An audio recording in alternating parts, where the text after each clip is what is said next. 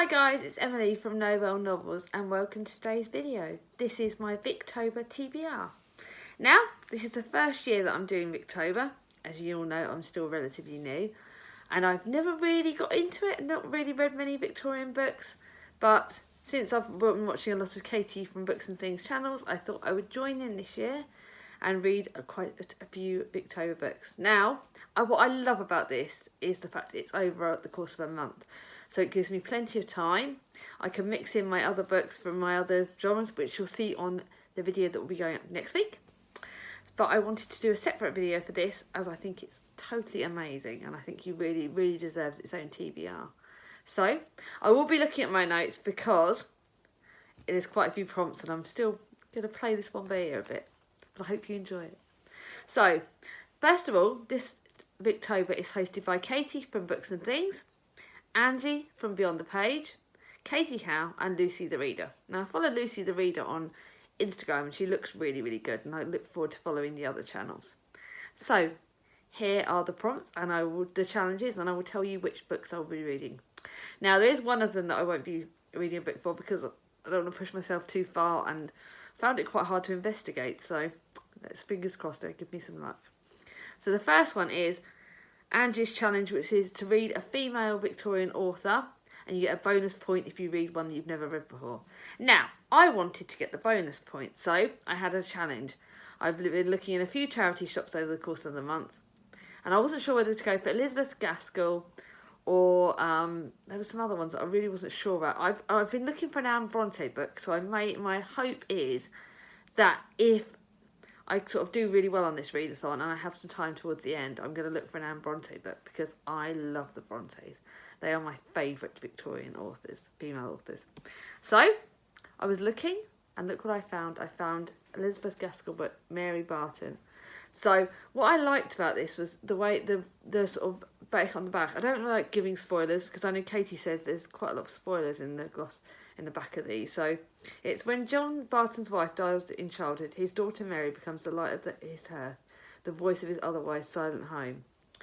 And I really like the sound of this. It's not too long. My copy is about less than 400 pages. So I thought, do you know what? I'm going to give this one a go. Now, I think I'm going to be reading this probably first because I think this is the one that really excites me. And I'm listening to some other people's advice and read the longer books first. So I want to get this one out of the way. I'm really looking forward to it. I've heard a lot of positive things about Elizabeth Gaskell and this hopefully is the first of many of her books that I'm going to be reading. Actually, it's the first of two that I'm reading in the readathon. So wait towards the end, you'll find out the next one. The next challenge is Kate's challenge, which is to reread a Victorian book. Now, I could have gone for Jane Eyre or I could have gone for Wuthering Heights, but they're a little bit long and I've only read them this year, so I wanted to set myself a slightly nicer challenge. And this is a book that my mum read years ago and I remember reading when I was a child and I certainly saw the video, which is The Water Babies by Charles Kingsley.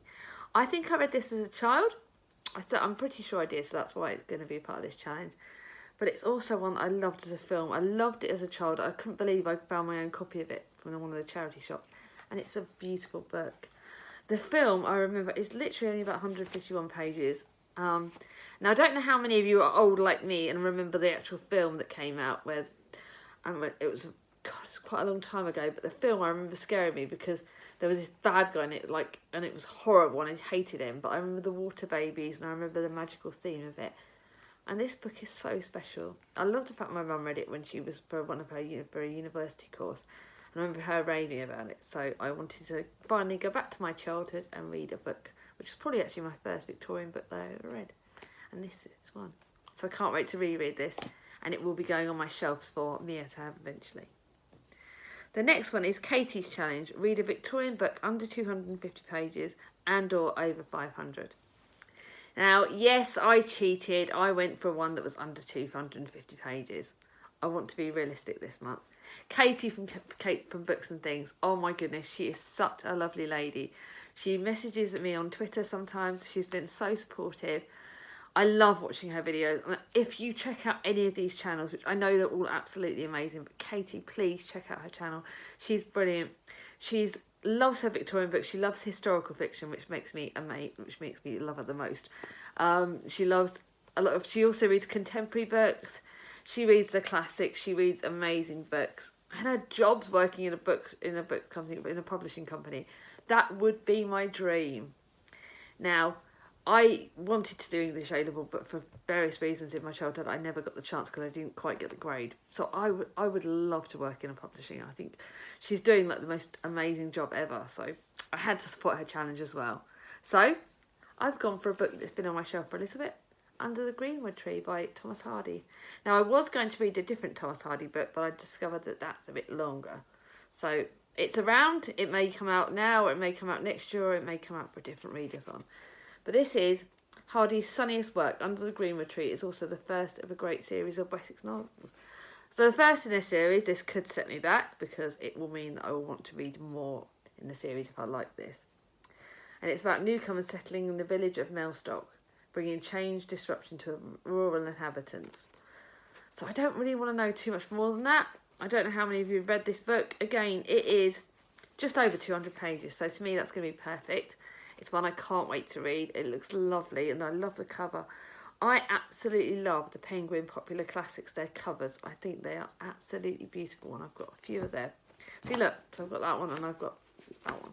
And they're both ones I actually own, so that makes it special. But don't you see the way their covers are? If you actually look at the details in the pictures, you can see how beautiful they look. I think that's really, really special and I love that. So the next one is Lucy's challenge. Read an underrated Victorian book from the same year as your favourite Victorian book. Now, again, I found that a bit challenging. I couldn't really look for it very well, so I didn't have any luck with that. So I'm not doing that challenge. But if you guys know, in the comments below, please let me know if you know of a book that was published on the same year that Wuthering Heights was published. Because if you guys let me know, and I can go and look for it either in the library or in the charity shops. So I'm intrigued and I may well add that in as extra if I can find one. So I can't wait to hear what you guys think.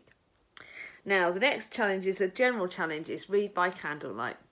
So as it's getting autumn, as it's going to be coming in more and more sort of autumnal and cosy reading, I look forward to trying to read that. So I've got a choice of books to read by candlelight. So I could obviously either read those three that are part of the other challenges, or I could read the next two books, which I'll show you, which are my extra Victorian books that I'm going to be reading this month. So this one is an Elizabeth Gaskell, Lois the Witch, and it's forward by Jenny Unglo. This I found in the library, so it will probably get read quite soon in the readathon because obviously I've got to give it back. So a space and feet left Lois standing alone with eyes fixed upon her in hatred and dread. She stood like one of the speechless, tongue-tied, as if in a dream. She's a witch. So this is a very short Elizabeth Gaskell book. It's one of her shortest stories, I believe. It's less than 100 pages, so I had to pick it up.